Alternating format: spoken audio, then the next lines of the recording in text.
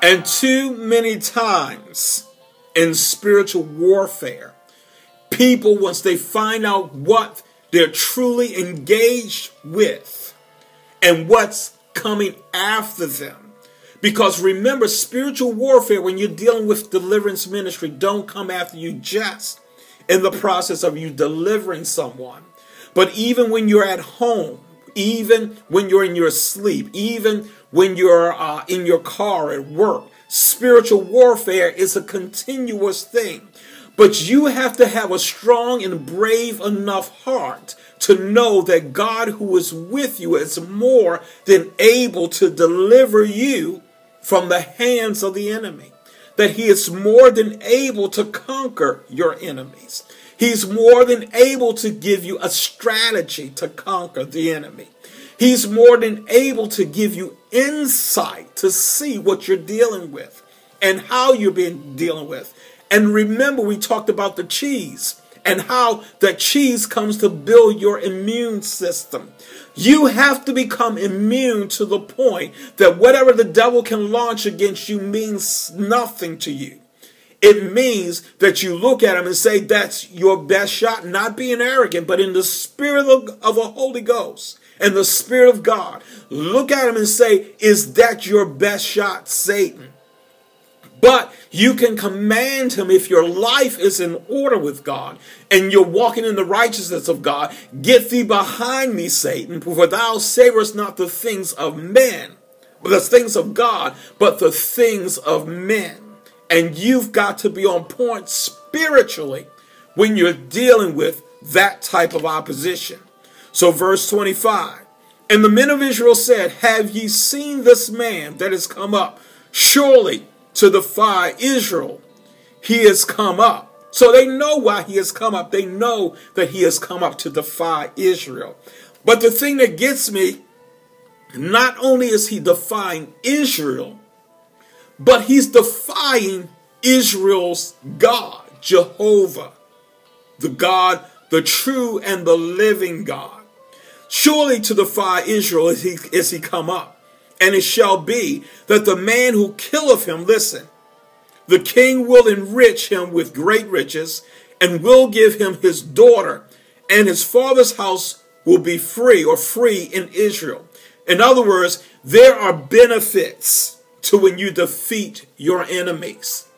When you successfully defeat the enemy, and God has given you the power and the might and the anointing and the authority to walk in, there are benefits tied into God's delivering power. Now, let's not get carnal. Let us not get selfish in this. Because what we're talking about is gaining souls for the kingdom of Jesus Christ.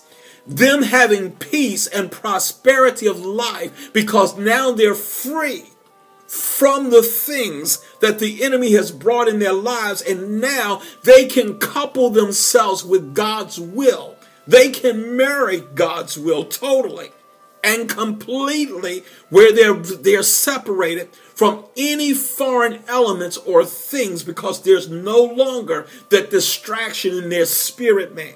There's no longer an adulterous relationship by servitude to other gods and other things and demonic forces. So now they are freed, and they're freed indeed, and they're separated from those things and divorced from those ill things of life. So now the benefit is that they can marry God's will completely. That's why the scriptures say that even those that are single, they devote their lives to how they might please the Lord. And when you are completely free, totally free from anything that the devil has coupled you with previously, then is your soul and your spirit free to soar in the Lord and be one with the Lord. And that's the objective. And that we can receive the riches of the King. And that we can be made free in our Father's house in Israel. This is talking about taxation. That David's or whoever's family fought this giant, this behemoth of a man, and was successful. They would be living duty-free. They would not be subject to the crown, but all their resources as a result of the victor being victorious, they would gain this type of advantage over their enemies and have greater control of their lives and their decisions and how they live as a result of gaining the favor of the king because of such a courageous act that was performed. Verse 26. And David spake to the men that stood by him, saying, What shall be done to the man that killeth this Philistine, and taketh away the reproach from Israel? For who is this uncircumcised Philistine, that he should defy the armies of the living God? David had a proper understanding of what was going on here. Here was a man that was literally in hiding. He was young enough to the point because all the sons of a man would not go off to war because they wanted to make sure that they had a son remaining to give them seed and continue on their generations. Because David was the youngest, he was held back by his father from even functioning in the military. But yet he still served Saul, which I mentioned on Sunday, because when an evil spirit came over Saul, David was there to play the instruments to make sure that Saul would receive some relief from that demonic spirit. Now he goes here and says, What shall be done to the man that killed this Philistine, this enemy of ours? And I want to make sure that it's perfectly clear that everything that we're referring to is spiritually. We're not talking about going after people. We're talking about going after spirits, demonic spirits, and take away the reproach from Israel. What shall be done for this man that takes away the disgrace, this discredit that he's imposing upon us, this disrespectfulness? He has come into our land and has disrespected us. I don't know of too many people that would allow someone to come into their home and disrespect their home, their family, themselves, their children, their wife. I'm not the type of person that will allow you to come into my space and disrespect me. And you have got to be the same way when someone has come into your abode and disrespects you. You have the authority to put them out, and if they don't leave, then you can make a phone call that will bring the authorities that will escort them out. David understood this principle. This is the land that God has blessed us with. And I come against this Philistine dog, this enemy of ours, that would dare to come into our lands and set up the battle and array against us, and then has the audacity or the nerves to speak disrespectfully of us, and especially our God. That's where the battle line should be drawn. That's where the line of demarcation should be drawn. This is where you say enough is enough, and this is something, devil, that you will not get away with. This is the time when you stand up and make your calling and election sure. This is the time that you stand up and you let people know that you love your God. Because too many times, think about it, how many times people are around us and making very perverse jokes about our God and our faith and the way that we're living. If it comes to any other faith, they will stand up immediately and start to address it. You will not disrespect my faith or what I believe in, nor the God that I serve. And we as Christians need to put ourselves into proper perspective and tell people that this God is the true and the living God, because he has proven himself over and over again, and you will not disrespect the God that I serve or anything that he has blessed me with. And you will not come into my home or my sanctuary, and you will not launch your seeds of discord about my God because you're discontent because you did not have your way, or you're discontent because you don't know him. You're discontent because you had a falling out with someone and you don't understand God. But I'm here to tell you that this God is real. He is alive. And all you need but do is retry him again, and you shall see that he is true and that he is living.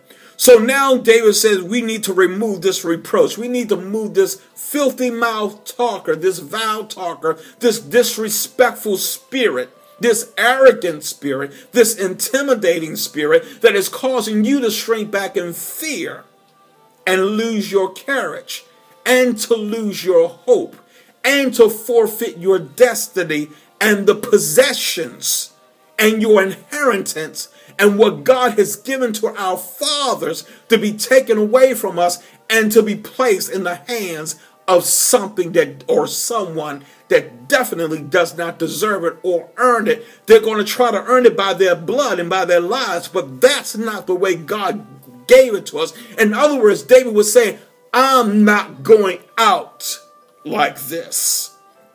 You all may want to wimp out, and you all may want to go out like that, but I'm not going out like that.